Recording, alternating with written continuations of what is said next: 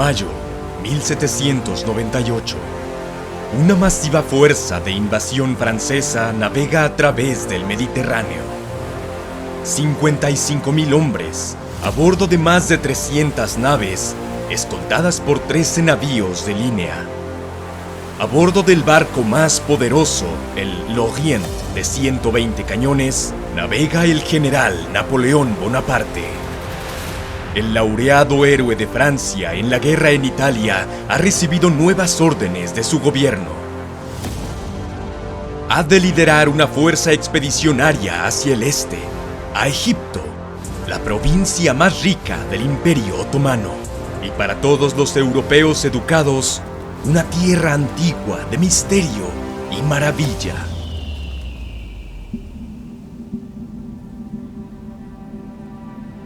Después de 6 años de guerra en Europa, la República Francesa enfrenta a un último enemigo, Gran Bretaña. La conquista de Egipto golpeará fuertemente a los británicos, interrumpirá su comercio en el Mediterráneo oriental y amenazará sus conexiones con la India y el este. Estas redes comerciales ayudan a alimentar el esfuerzo bélico británico. Además, extenderá la misión revolucionaria y civilizadora de Francia al pueblo de Egipto, librándolos de la superstición y el feudalismo.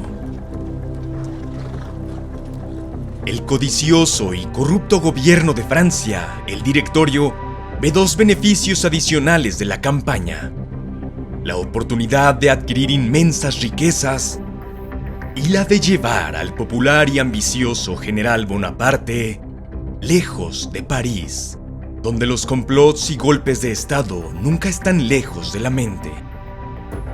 Napoleón está emocionado por la expedición que ha promovido y organizado por sí mismo. Es una oportunidad para ganar gloria y seguir los pasos de sus héroes, Julio César y Alejandro Magno. Y como Alejandro, Napoleón tiene ideas fantasiosas de marchar hacia la India para atacar a los británicos. Europa es un montón de tierra, le dijo a su secretario Bourrienne. Debemos partir hacia el oriente. Allí es donde se ha ganado la mayor gloria. Pero el Mediterráneo son aguas peligrosas para los franceses. Mientras que los ejércitos de la República han ganado victorias en tierra, Gran Bretaña ha cimentado su estatus como la potencia naval de la época, con victorias sobre los aliados de Francia, España en Cabo de San Vicente y Holanda en Camperdown. El contraalmirante Sir Horatio Nelson y su escuadrón de 14 navíos de línea ahora patrullan el Mediterráneo. Nelson sabe que una gran flota francesa acaba de salir de Toulon, pero no conoce su destino, que sigue siendo un secreto bien guardado. Sin ser detectada, la expedición francesa navega hacia el sur a lo largo de la costa italiana. El 9 de junio, llegan a las costas de Malta. La isla está gobernada por los Caballeros de San Juan, una orden militar religiosa que data de las cruzadas. Pero los franceses han decidido que la quieren como base naval y como una espina en el costado de Gran Bretaña. En 1565 los caballeros habían resistido contra un vasto ejército otomano por 3 meses. Ahora, despreciados por los lugareños y divididos entre ellos, los caballeros se rinden ante Napoleón en solo 2 días. Durante sus 6 días en Malta, Napoleón revisa su gobierno arcaico, establece escuelas, prohíbe la esclavitud y requisa dinero y suministros. Luego parte hacia Egipto, dejando al general Dubois y 5.000 hombres para mantener la isla. Pero ¿dónde está la armada británica? En mayo, el escuadrón de Nelson había sido dispersado por tormentas. Ahora se ha reagrupado, adivinado correctamente el destino de Napoleón y corriendo para interceptarlo. Si puede atraparlos, la destreza marinera y la artillería británicas garantizan la destrucción de la flota de Napoleón. Luego, los franceses corren con suerte. En la noche del 22, el escuadrón de Nelson pasa a pocos kilómetros de la flota francesa. Pero gracias a la niebla y la oscuridad, ninguna de las partes está siquiera al tanto de la presencia del otro. El escuadrón británico navega hacia Alejandría, donde no encuentran señas de los franceses. Nelson, ya impaciente, espera 24 horas antes de dirigirse al norte para continuar su búsqueda. Solo horas después, llegan los primeros barcos de Napoleón a Alejandría.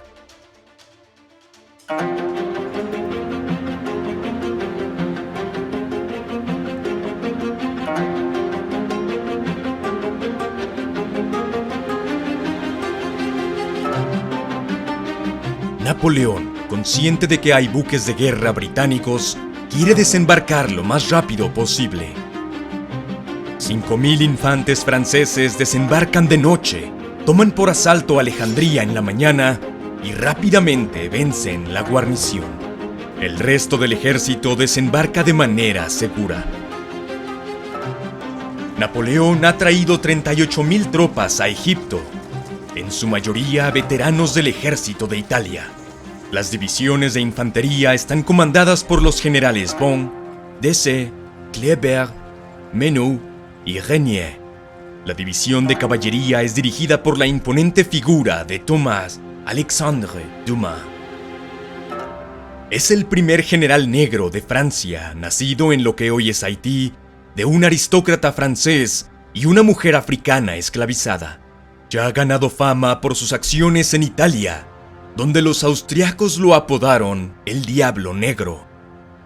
Hay más caras familiares de Italia: el jefe de Estado Mayor de Napoleón, el incansable general Berthier, y los comandantes de brigada, los generales Murat, Lannes y Marmont.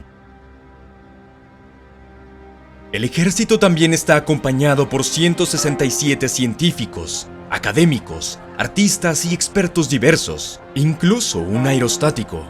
Colectivamente son conocidos como Les Savants y han venido a estudiar las maravillas de Egipto.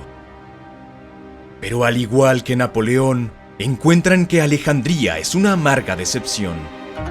La legendaria ciudad de la antigüedad, fundada por el mismo Alejandro, ha sido reducida por siglos de terremotos y negligencia a un pueblo desordenado de 6.000 habitantes.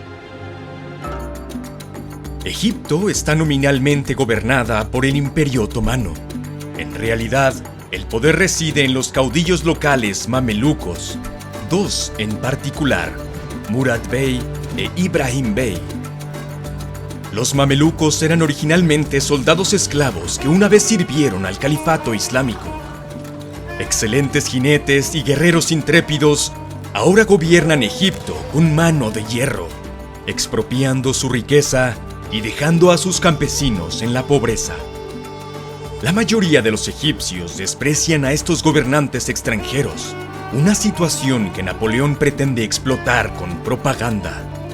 A la gente de Egipto proclama: he venido a restaurar vuestros derechos y castigar a los usurpadores. Reverencio a Dios, a su profeta y al Corán. Mientras tanto, Murat e Ibrahim convocan a los caudillos mamelucos en la mezquita de Al-Azhar, en el Cairo. Aquí acuerdan reunir un ejército para aplastar a los invasores. Napoleón cree que su mejor opción es atacar rápidamente. Menos de un día después de haber desembarcado, comienza el avance hacia el Cairo. Pero subestima el clima abrasador y el paisaje árido y ventoso. Forza el paso, incluso después de que algunos de sus hombres se quedaran sin agua y fueran consumidos por la sed. Cientos colapsan y mueren. Algunos escapan del sufrimiento por sí mismos. Los jinetes beduinos rodean a los franceses como buitres. Los rezagados que caen en sus manos son asaltados, torturados y asesinados. Incluso antiguos camaradas como Lannes y Murat participan en conversaciones acaloradas sobre las decisiones de Napoleón. El ejército tarda 4 días en recorrer 70 kilómetros a Damanhur, donde afortunadamente pueden descansar, beber y comprar alimentos. Y no es demasiado pronto. Llega la noticia de que una fuerza de mamelucos bajo el mando de Murat Bey se acerca desde el sureste. Los franceses avanzan para enfrentarlos en Shubraqit, a orillas del río Nilo. Cuando 4.000 jinetes mamelucos entran en escena, los franceses se maravillan con sus trajes brillantes, adornados con oro y joyas, y sus numerosas armas ornamentadas, incluyendo pistolas, espadas, dagas y lanzas. Murat presume que cortará cabezas francesas como si fueran sandías en el campo. Pero a pesar de su bravura y elegancia, los mamelucos no tienen la disciplina ni las tácticas para enfrentar un ejército moderno. Cuando Napoleón forma a sus tropas en cuadrados enormes, la caballería mameluca solo puede circular impotente, incapaz de romper las paredes de bayonetas francesas. Muchos jinetes son abatidos aún en su silla, y después de 2 horas los mamelucos abandonan el ataque y se retiran. Han sufrido alrededor de 1000 bajas, y los franceses apenas han perdido algunos. La victoria es un impulso moral muy necesario para los hombres de Napoleón, después de caminar en el desierto. Los mamelucos retroceden a Embaba, un pequeño pueblo a las orillas, al otro lado del río desde el Cairo. Aquí, a la vista de las legendarias pirámides de Egipto a tan solo 15 kilómetros, enfrentarán al invasor con todo su poder.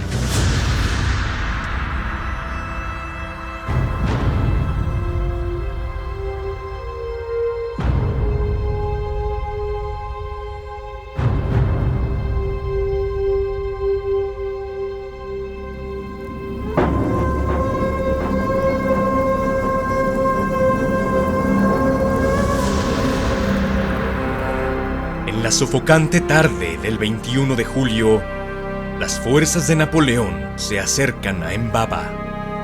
Tiene 25.000 hombres, organizados en 5 gigantescos cuadros divisionales, con la caballería y equipaje en el interior y cañones en cada esquina. Murat, con su característica audacia, cruza a la orilla oeste del Nilo, dejando atrás a Ibrahim.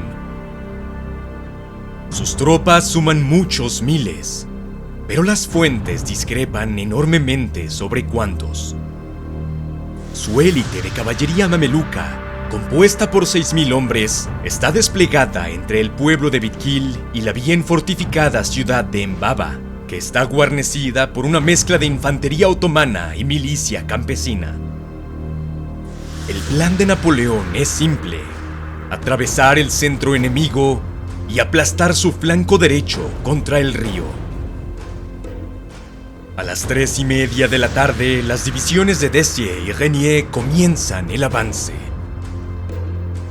Pero a medida que avanzan sobre el terreno accidentado, su formación se desordena. Murat ve la oportunidad y suelta su caballería. Los mamelucos avanzan a toda velocidad. Dessier y Reynier reaccionan justo a tiempo y cierran filas. Los franceses retienen su fuego hasta el último momento y luego lanzan una carga devastadora. Caballos y jinetes son lanzados al suelo. Los sobrevivientes no tienen forma de enfrentarse y el enemigo continúa disparando hacia ellos. Los mamelucos retroceden para reagruparse, pero más cargas obtienen el mismo resultado. Muchos simplemente se rinden y huyen de la batalla. Napoleón ordena a las divisiones de Von y Vial que avancen. Una vez más, la caballería mameluca carga, Una vez más, la ola de jinetes se estrella contra la fusilería y las bayonetas. Con la caballería enemiga rota, los hombres de Von y Vial avanzan hacia Embaba. Es una masacre. Los que no terminan muertos huyen al Nilo, donde cientos se ahogan. Murad Bey escapa con los restos de su caballería a Giza, donde se retirará al sur de Egipto. Ibrahim Bey observa cómo se despliega la calamidad al otro lado del río y se retira con sus hombres de vuelta al Cairo. Es una victoria aplastante y unilateral que solo toma 2 horas. Los mamelucos sufren más de 5.000 bajas, con grandes pérdidas entre su élite de caballería y liderazgo. Las pérdidas francesas son menos de 300. Napoleón, con su habilidad para la propaganda, decide que esta victoria será conocida como la Batalla de las Pirámides, justo a la vista hacia el sur. El 24 de julio, Napoleón entra en el Cairo. Partes de la ciudad están abandonadas y en cenizas después de ser incendiadas por los mamelucos en su retirada. Napoleón observa: sería difícil encontrar una tierra más rica y un pueblo más miserable, ignorante y brutal. Sin embargo, el Cairo es el corazón de Egipto, una ciudad de 600.000 habitantes, y está en manos de los franceses. Con los mamelucos dispersos y en fuga, el sueño de Napoleón de conquista en el este parece estar a punto de realizarse. Pero 8 días después, el sueño se desmorona.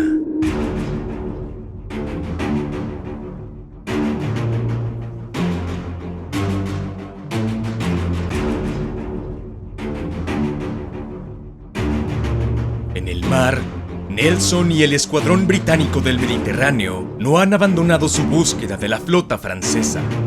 Finalmente, en la tarde del 1 de agosto, Nelson encuentra a los franceses refugiados en la bahía de Abukir.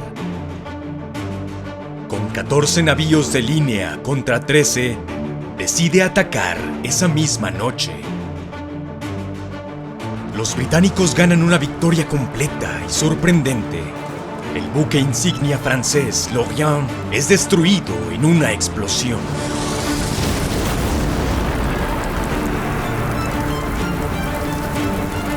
Para cuando termina, los británicos han destruido o capturado 11 navíos de línea franceses y tomado más de 3.000 prisioneros. Sin flota, Napoleón queda varado en Egipto. Además, la mayor parte del dinero en efectivo de su ejército se pierde con el Orient. Pero Napoleón no se desespera. Al contrario, la crisis lo revitaliza. Sus opciones ahora son simples. Él y su ejército han de mantenerse por sí mismos en esta tierra extraña o perecer.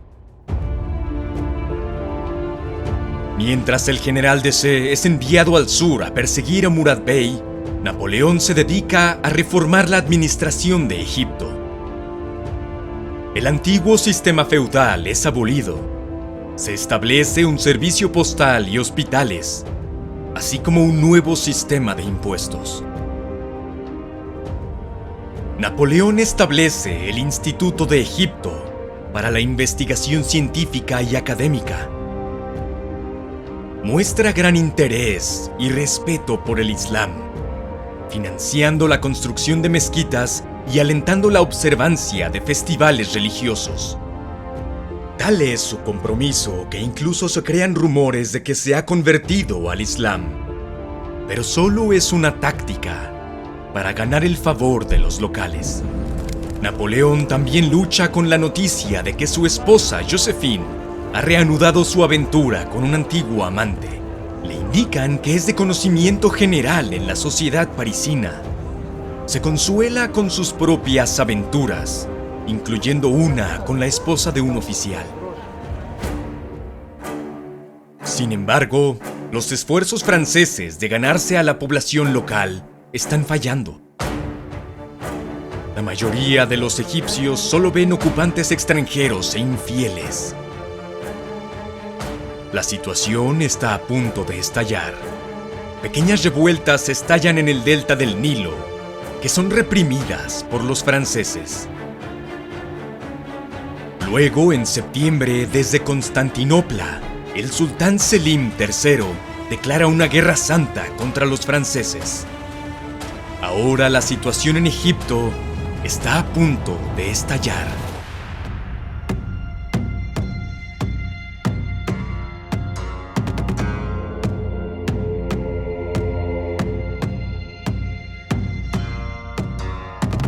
El Cairo, 21 de octubre de 1798.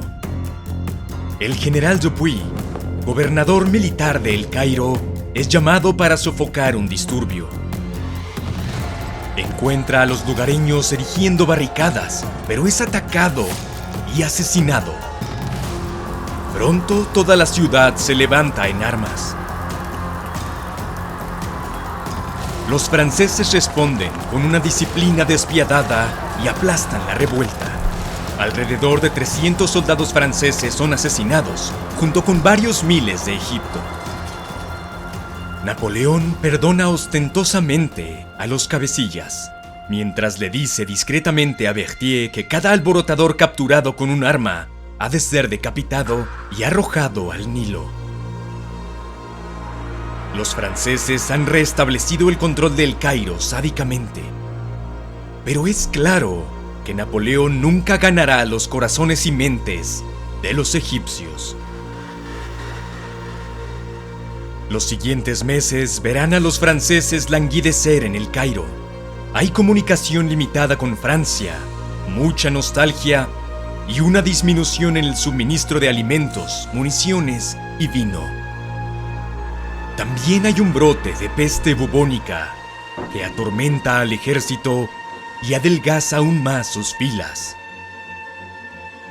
La única acción está en el sur, donde la columna del general Dessé, con 2.800 hombres, persigue a Murad Bey en lo profundo del Alto Egipto.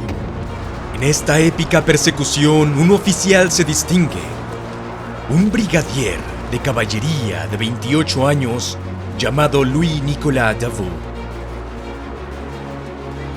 El 22 de enero de 1799, él y Dessé infligen una seria derrota a Murad Bey, dispersando las fuerzas restantes. Murad Bey escapa y permanece prófugo.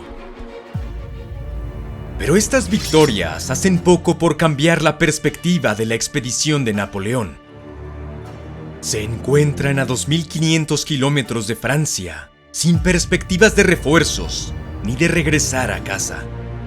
Napoleón brevemente deposita su esperanza en una solución diplomática.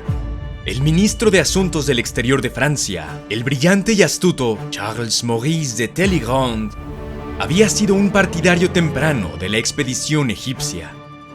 Le ha asegurado a Napoleón que viajará personalmente a Constantinopla para mejorar las relaciones con el sultán y ganar Egipto para Francia. Pero Talleyrand nunca sale de París. El sultán sigue furioso por el ataque de Francia a su provincia egipcia. No habrá ninguna negociación ni compromiso. Se han dado órdenes a todos los rincones del Imperio Otomano a reclutar tropas y expulsar al invasor francés. La posición de Napoleón parece más desesperada que nunca. Sus tropas interrumpidas, la enfermedad esparciéndose y en medio de una población hostil, responderá de la manera que le parece más obvia, como lo haría su héroe Alejandro, atacará.